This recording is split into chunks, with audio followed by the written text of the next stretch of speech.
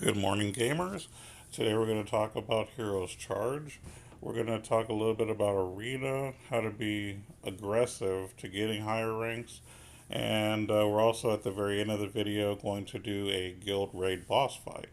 So let's go ahead and start with the Arena. This was more for one of our guild mates that wanted us to help him with his guild, or not his guild, but his Arena team. So we're going to kind of look at his team and talk about it. Now, right now, he's running from left to right. It's Admiral, Shadowleaf, Cloudwalker, Emberblade, and Ninja Assassin. Now, this actually, I kind of like the team personally. I think that it has what I would consider the basics of a decent team.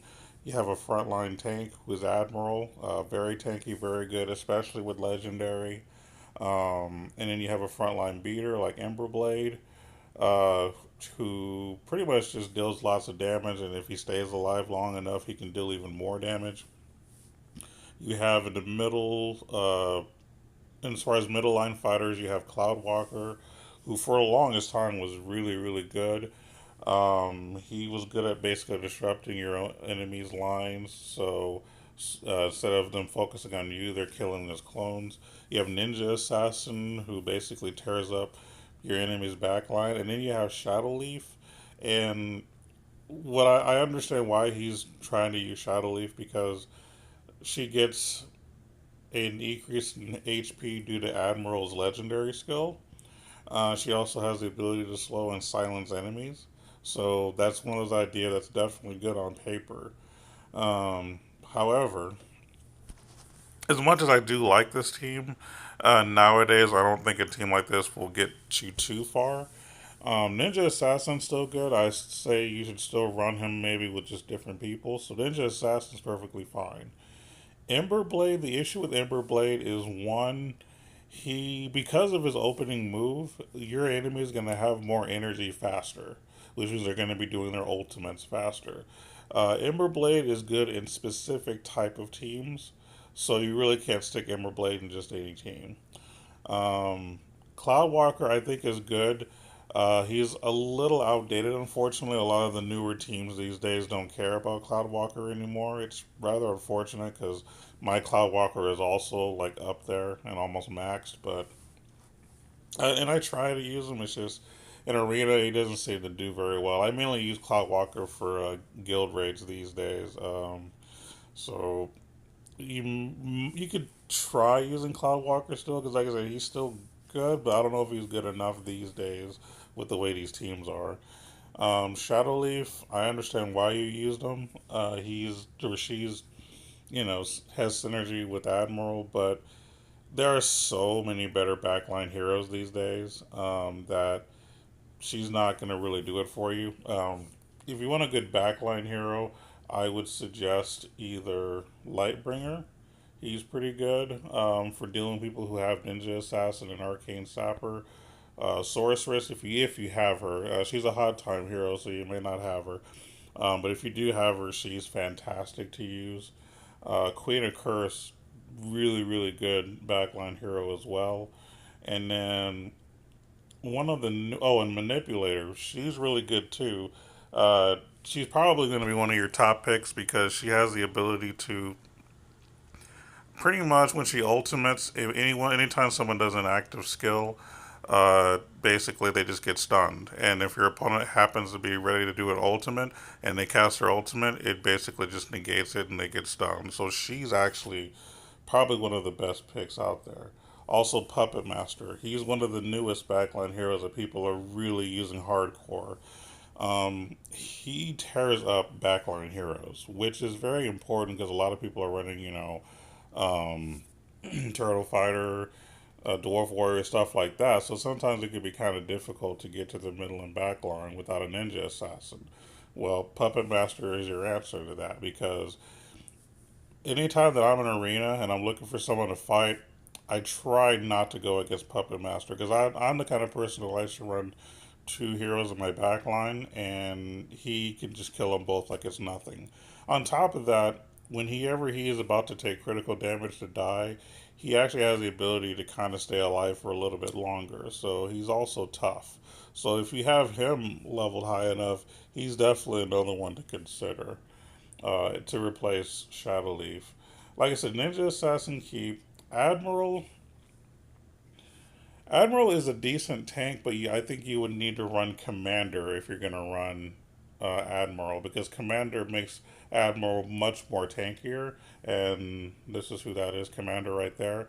With if you have her legendary, she'll boost Admiral's HP as well, because she boosts the HP of all female heroes. So I would probably replace Emberblade with Commander if you have her.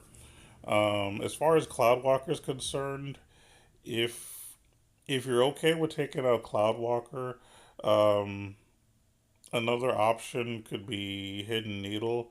She's really good at just wiping out entire teams as long as she doesn't die before she does her ultimate. Um, Death Mage is really good. She also silences. She can auto heal herself. She's really good. Rose Fencer is pretty good against anyone that has female teams. So she's going to basically keep them from doing actions for the most part, draining their energy, all kinds of stuff. So Rose Fencer is also really good for a middle line fighter. Or if you don't even want to worry about another middle line fighter and you want to just have another front line fighter, if you happen to have Griffin, who used to be a hot time hero as well, I believe, um, he's really, really fantastic to have if you're not running him already.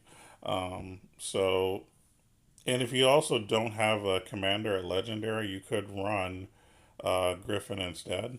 So that's also another thing. Now, if you're okay with replacing Admiral and using a different tank, some suggestions that I would pick is either Turtle Fighter. He's really good at basically getting behind your enemies, keeping them from attacking the people that you're actually dealing damage with. So that's very important. You have a Dwarf Warrior who is just very, very tanky. It'll take him a while to die, especially if you have his legendary. Um, if you have him too legendary, he's definitely good to use as well.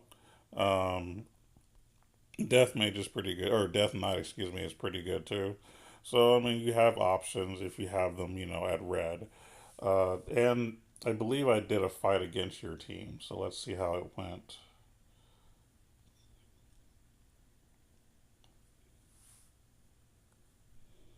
I think this is the right team. Here we go. So as you can see, his Ember Blade pretty much attacked my team, and I have a lot of energy now because of that. Ninja Assassin is going after my Lightbringer, which is not bad. Now, Lightbringer is actually good against Ninja Assassin, as you can tell, since Ninja Assassin killed him, my Lightbringer was able to stop destruct and kill Ninja Assassin. That works about 80% of the time.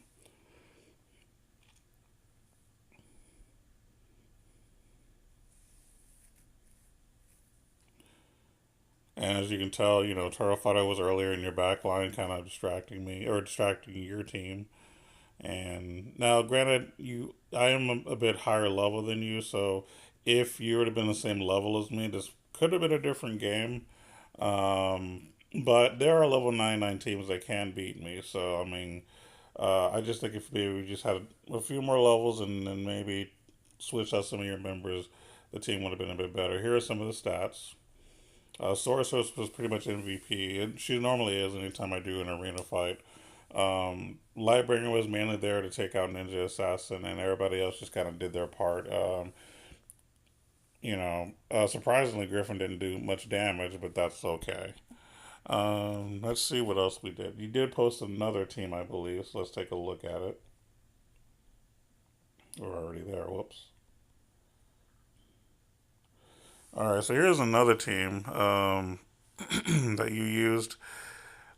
This was probably a team that was good, I would say, maybe 6 months ago. So it's not that it's bad, I just think it's outdated. So basically, some ones to note is Fallen Dominion. He was, in my opinion, one of the best heroes in the game months back. Nowadays, I still use him, but I don't know if he's as good as he once was. Um, I'm going to put him in that okay pile. Death Mage is also really good. Um, like I said earlier, she can heal herself. She can do lots of damage. She can silence. She's good control DPS.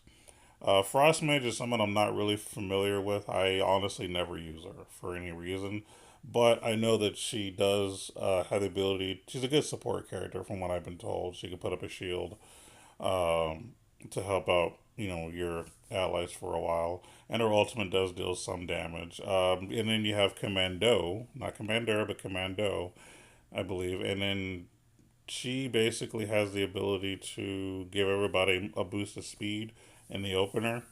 I did use her for a while, and I'm a little sad that they changed her art because whenever you select her, she always talks about Little Augustus. But when they did the big update, version 2.0, we'll call it, um, they changed her photo and got rid of Little Augustus, which I thought was terrible. If you're going to get rid of Little Augustus, then you need to change what she says as you pick her, because now it doesn't make any sense.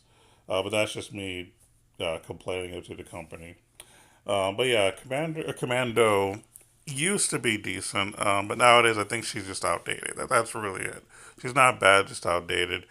And same with your, I think his Goblin King is his name. Let me double check. Let me go back to my heroes and look. I honestly don't even use the guy. I've never liked him, but he's always been popular. Let me just find War Chief. That's his name.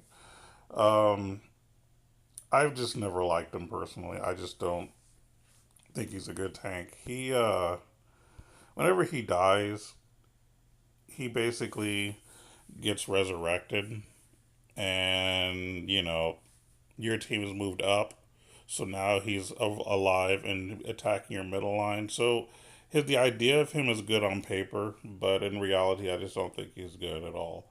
We'll just show a fight. I just don't think he's good.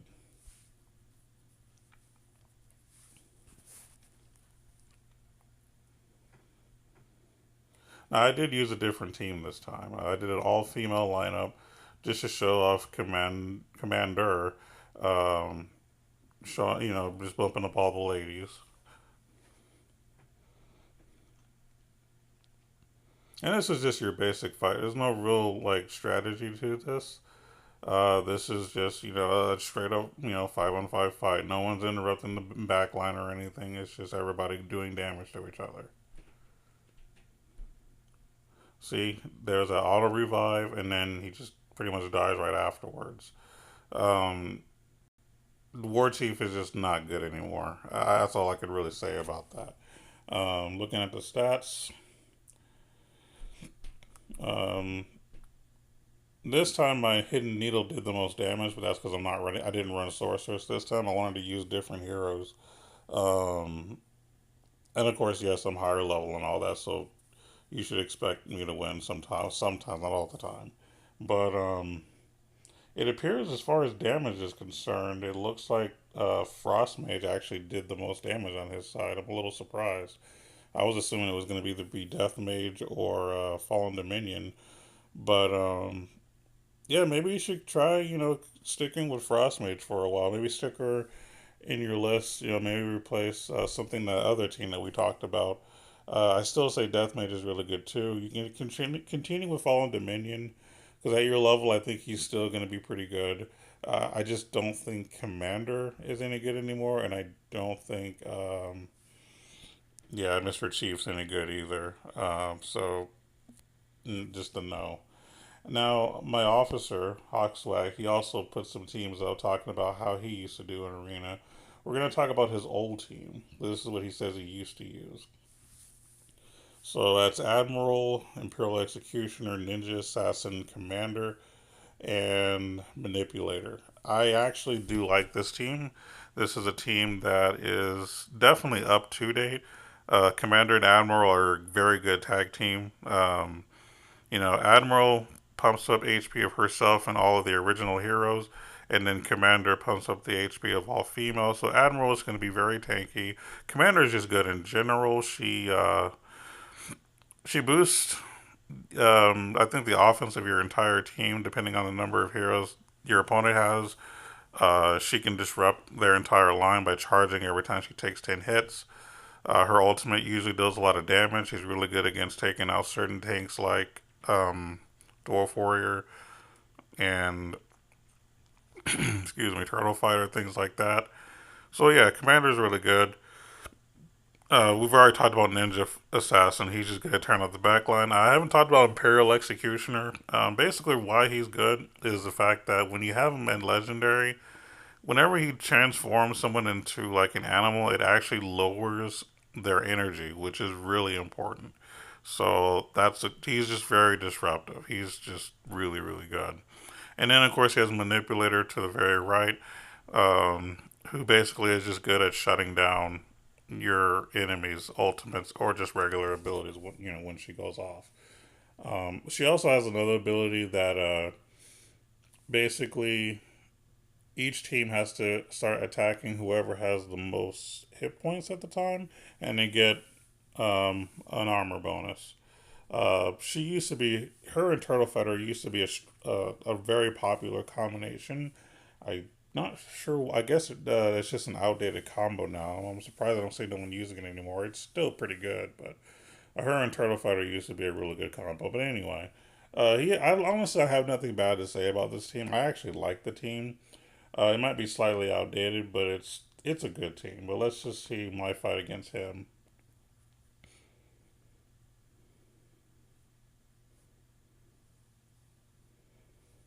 Okay, so again, we both are using. Oh, this is the wrong team. Let me go back. That's not the right team. Retreat. I'm pretty sure I did a fight against that other team. Maybe I maybe I fought it last. That might have been what it was. Yeah, I was like, you shouldn't have Turtle Fighter. Okay, here we go. That's better. Now I did. I went ahead and picked Lightbringer to be in my backline to try to defend against Ninja Assassin. It works most of the time. So as Ninja Assassin is beating down on my little friend, Imperial Executioner did his ultimate on my Turtle Fighter, but he's gone. Now look at that. His Ninja Assassin killed Lightbringer, and Ninja Assassin didn't die. That does happen sometimes. So just because I have a good idea doesn't mean it works 100% of the time. Now, don't get me wrong, we still won, but his Ninja Assassin did this damage. And that's why I tell people continue to use Ninja Assassin in Arena. Even though there are good defenses against him, there is still a chance that Ninja Assassin will kill him and move on to kill somebody else. So, and as you can tell, my Lightbringer did not do enough damage to kill Ninja Assassin, thus he was able to continue attacking. And what was unfortunate about his Ninja Assassin is that he ultimated again, went onto the front line, and that's when he just got killed. But obviously, Ninja Assassin was his MVP. Manipulator didn't really do much this time. Typically, so completely shut your team down. It's really a matter of timing, a little bit of RNG. So it's a bit of luck when you're using her. Kind of like Queen of Curse. Queen of Curse is a lot of RNG for different reasons. And then Hawkswag's other team that he's now using, I believe he says. He said he saw this on rank 29, which is true. This is your average defense team, which I did talk about in an earlier video. Basically, you have four tanks and one DPS. In this case, his one DPS is Arcane Sapper. He's a front line. He basically teleports to the whoever has like the most magic, I believe it is, and or most intelligence, and he just starts beating them down. And then of course, what happens is he has his tanks, so he has Turtle Fighter who's also going to show up in their back line. So it's going to be hard to defend yourself against Arcane Sapper when Turtle Fighter's in your face. And then you have Death Knight and Cleric who are going to do a lot of healing, and then Soul Hunter who also do a lot of healing but quite a bit of tanking. Um, so this is one of those fights. This is a team that I do fight against in my arena ranking. That's really hard to beat. I even try using Lightbringer, and sometimes Lightbringer does not work as well. And it keeps me from using like my two back hero lineup because Arcane Sapper will just destroy them. Like it's not even fair. So let's see how I did against that team.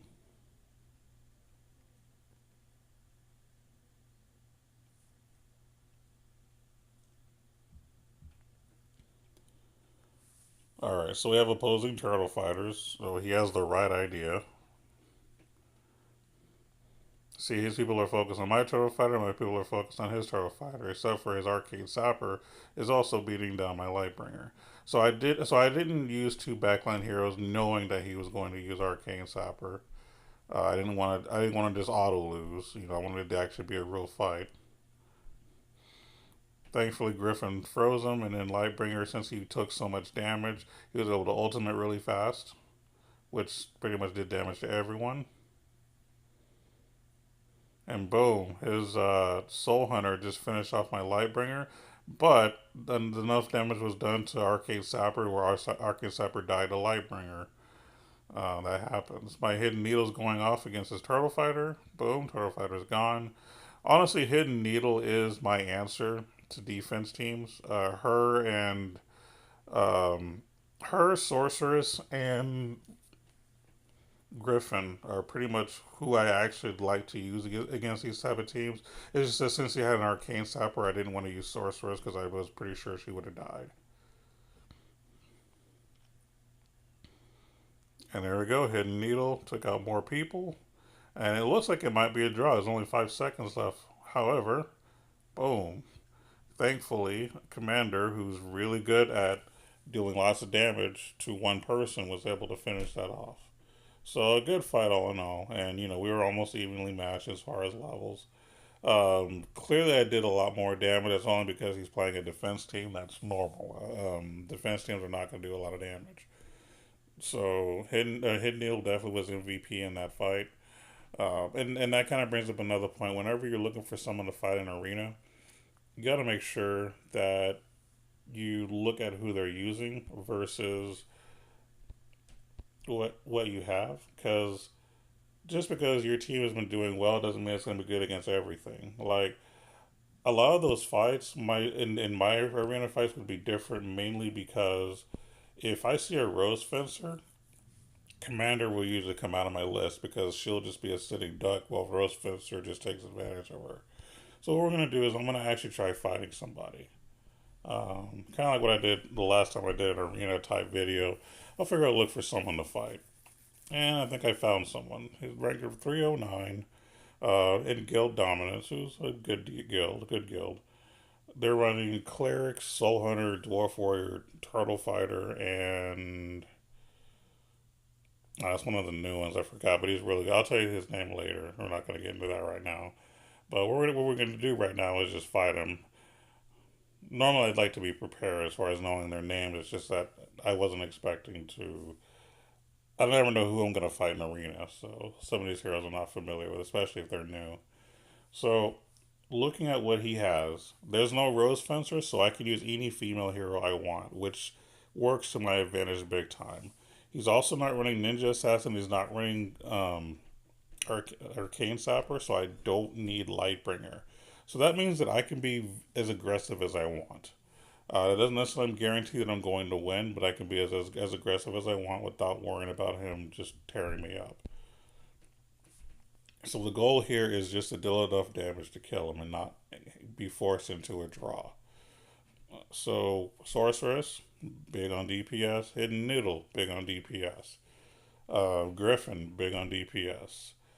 Now, Fallen Dominion, I don't think is going to be good in this fight. As a matter of fact, I'm going to take him out, and I'm going to replace him with Queen of Curse. She's another backline hero. Why she's good is the fact that she has the ability to lower your enemy's defense. So if the timing works out right, she could lower defense. We can do our ultimates, and then they'll die much faster. Soul Hunter is only going to be able to hit not Soul Hunter, but Fallen Dominion is going to only be able to hit focus on one person at a time. So he's not going to be very effective. You need people that can hit lots of people and do lots of damage to those lots of people. And I'm going to run Turtle Fighter as my one tank just to kind of distract them so that my people can, run around as they please. So let's see what happens.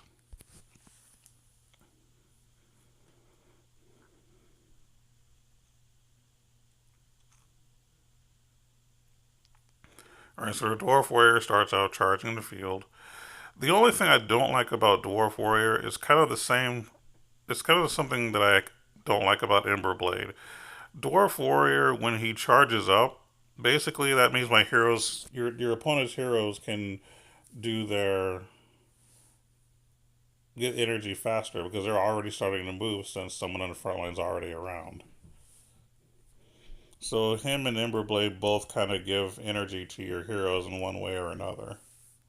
But Dwarf Warrior to me is just much better because it's not by much that you get ahead as far as your meter goes, and he's just very tanky. So as you can tell, their Turtle Fighter is making my Griffin use his ultimate on just Turtle Fighter instead of their team. So that's going to hurt me a lot. Now the good thing about Source is when she ultimate, she hits everybody. Hidden Needles is going to take out Turtle Fighter, thankfully, and I'm just hoping that she gets another one because if she can ultimate again, I might actually win. If I can get an ultimate with Hidden Needle and Sorceress, I think I can win this. Right now, my Turtle Fighter is gone, so we're just praying for a miracle here. Alright, so who's gonna ultimate? Oh no, we only have 5 seconds. Boom. Yeah, not gonna work.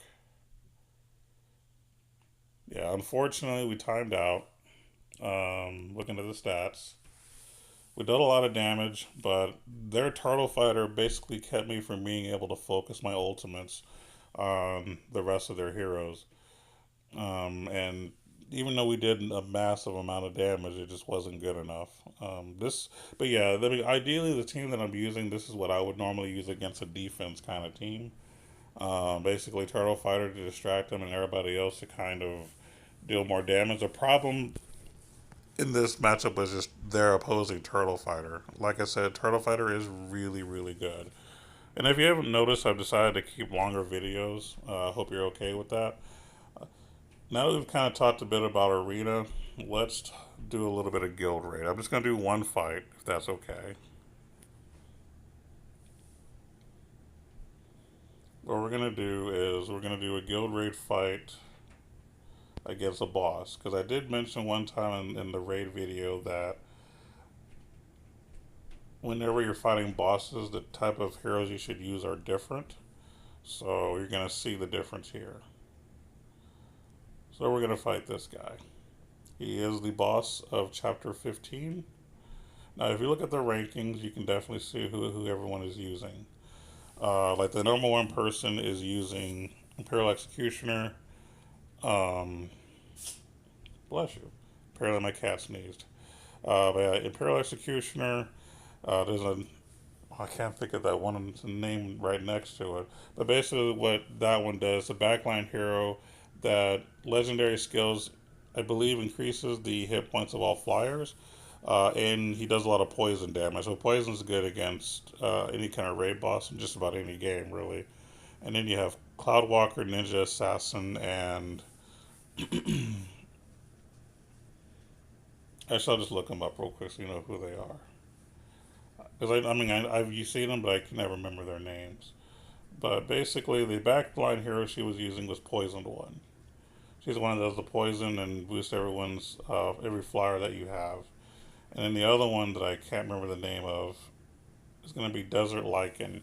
And actually, I'm not sure if I mentioned this in my last raid video, but Desert Lycan is another honorable mention. He's actually good at just regular guild raids that are not boss related. He can deal lots of damage as well, so he's definitely something that you should consider using. Now, I'm not going to use that exact team, but I will explain who I'm going to use and why. I am going to use some of the heroes that she was using, but I'm going to use my own blend. So I am running Desert Lycan in the front, mainly as DPS, Cloudwalker as DPS. Imperial Executioner because I want to be able to transform him, the enemy, so that's less damage that he's going to do. Queen of Curse is going to stun him every now and then and heal up anyone that's needed. Sorcerer is just going to do a lot of damage.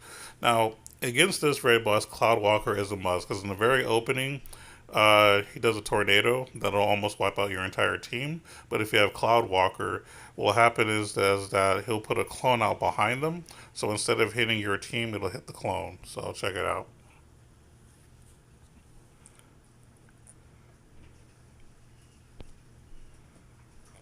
Or we're just going to do auto fight. Boom. The tornado hit the clone, so my people are safe. If that did not happen, I would have either lost a few people or we'd have all taken massive damage or a combination of both. So yeah, against this boss, Cloudwalker is an absolute must. I'm typically not a fan of Cloudwalker against bosses, but this is the exception. So Queen of Curse is doing her ultimate, healing one of our heroes.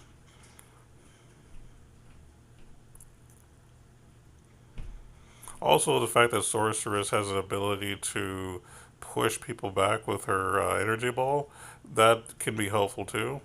It has kind of a stunning effect. I'm going to move my bubble so you can see some of the damage being dealt here.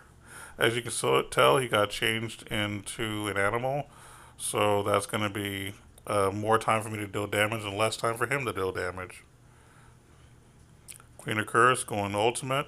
Now she's fully healed. Cloudwalker doing ultimate, summoning more clones, dealing more damage. I mean, this is effectively a good way to win. Now, of course, the team that the other person had that I showed you earlier is probably much better than mine, but this is just my preference.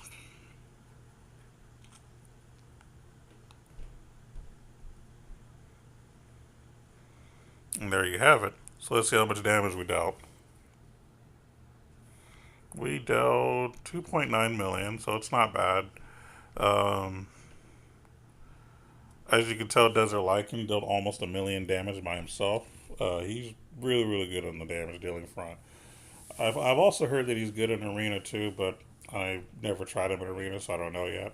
Cloudwalker did about 800k. Sorceress only did about close to 500k, only because there was only one enemy.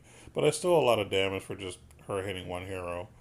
Of course, what I probably should have did was I probably should have used the poisoned one instead of her to probably deal more damage. But I do like her controlling aspect as well, so that's also why I use her. And of course, I don't expect Queen of Curse to do a lot. She's more of a support character than an Imperial Executioner. Also support, but 400k is not bad either. So there you have it. That is how you do a boss guild raid. So just keep that in mind the next time you want to do a guild raid fight. You want to know who to use. Uh, it just depends on the boss, and each boss is going to have a different team that you're going to want to use. So the next time that we have a guild boss to fight, I'll do another video and talk about that along with maybe another subject.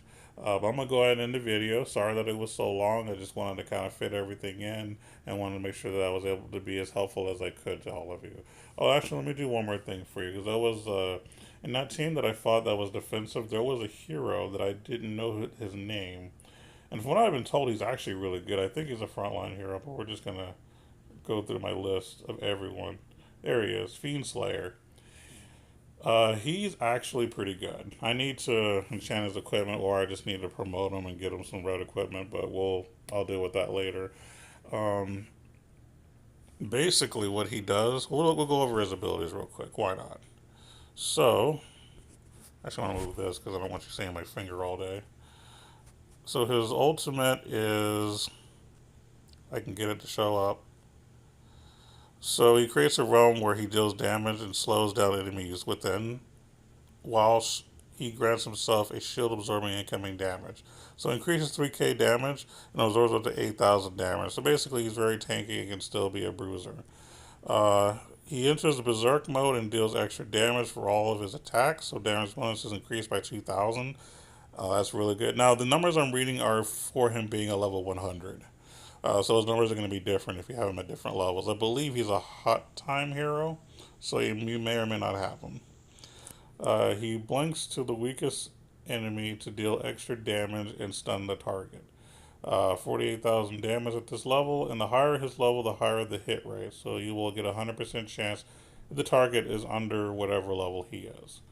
And then his bottom ability is every 3 normal attacks grants him an extra holy damage in the next attack. So increase holy damage by 6k. So that's pretty good. So he's a good tank slash bruiser. Basically, in a defense team, he's going to be more or less your DPS to some degree, while being able to maintain his own HP. So that's actually really good. I'll probably use him in the future. Just right now, I'll just focus on other people. So that's how that is. getting one of my freebies real quick. But that's going to be the video for the day. I hope this was helpful to all of you. And if you have any subjects that you want me to talk about as far as Heroes Chart is concerned, let me know in the comments, or if you happen to be in the guild, just send me a message on private chat or on the guild chat, and we can kind of, talk about it in the next episode. And I probably won't make another video until like maybe 3 or 4 days from now. Since I'm going to be starting my new career, I don't know how available I'm going to be these days. So I'm going to try to do 2 videos a week for Heroes Charge. So we'll see how that works out. All right, y'all, take it easy.